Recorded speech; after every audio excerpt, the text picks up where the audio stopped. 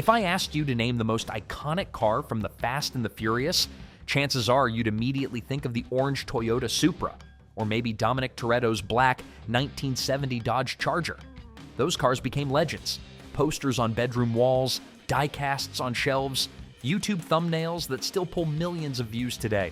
But hidden in plain sight, quietly sitting between those automotive giants, was a white Volkswagen Jetta. A Jetta. Not a supercar, not a muscle monster, not even particularly fast by racing standards. Yet somehow, this unassuming European sedan became one of the most emotionally important cars in the entire Fast and Furious franchise. Because Jesse's Jetta wasn't just a movie prop. It was a real car, built by a real tuner, pulled straight out of real late 1990s car culture. And its story perfectly mirrors what Fast and Furious actually represented when it first hit theaters in 2001. This is the story of Jesse's Jetta, how it got into the movie, why it mattered, how it helped shape tuner culture, and what ultimately happened to it after the cameras stopped rolling. Here's the crazy part. Jesse's Jetta wasn't built for the movie at all. Before Fast and Furious ever existed, the car already had a reputation. The white Volkswagen Jetta belonged to a tuner named Scott Sentra, and it was a full-blown show car. Magazine covers, car shows, awards.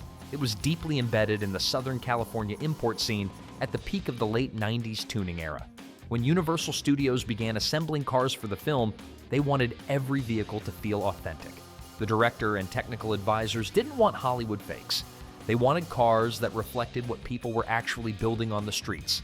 Jesse, as a character, needed something European, something different, something that visually separated him from Dom's muscle and Brian's Japanese imports. They considered BMWs, they looked at Audis, but nothing had the instant visual impact they needed. That's when Scott Sentra's Jetta entered the conversation. The car already looked like a movie star. Universal rented it, insured it for an estimated $200,000, and just like that, a real show car became part of cinematic history. The choice of a Volkswagen Jetta wasn't random. Jesse wasn't the alpha of the crew. He wasn't the dominant racer, he was the brain. The kid who knew computers, numbers, and engines, but sometimes cracked under pressure. His car reflected that perfectly. In 2001, seeing a heavily modified European sedan standing alongside Supras, RX-7s, and Chargers mattered. It sent a message that car culture wasn't limited to one category. Japanese imports, American muscle, and European tuners could all exist in the same world. Jesse's Jetta gave Volkswagen fans representation at a time when they were often overlooked. Visually, the car looked fast.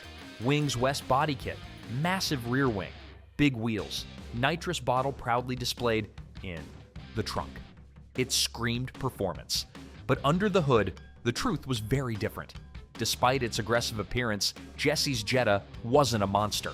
It ran a mostly stock 4-cylinder engine paired with an automatic transmission. It wasn't built to dominate drag races, it was built to dominate car shows. And that contrast is what made the story so compelling. That reality came crashing down at Race Wars. Jesse puts his pink slip on the line.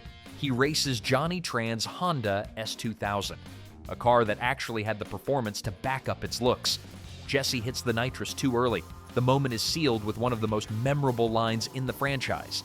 Too soon, Junior. That single loss triggered everything that followed. Dom confronts Tran.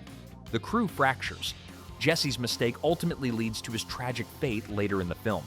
The Jetta wasn't just transportation, it was a narrative turning point. Fans quickly noticed the details, or the lack of them.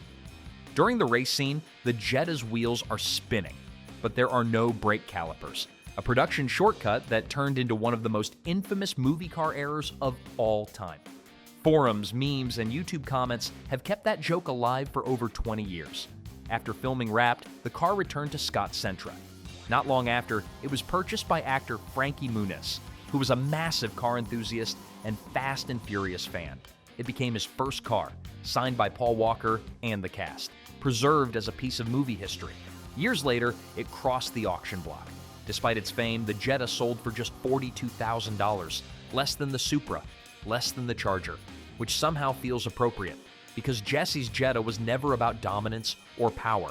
It was about passion, about belonging, about kids who built cars in their garages and hoped they were fast enough. And next time, we shift gears completely, from a hopeful underdog to pure intimidation, from a car that dreamed to a car that terrified. Dominic Toretto's 1970 Dodge Charger, the monster that defined Fast and Furious.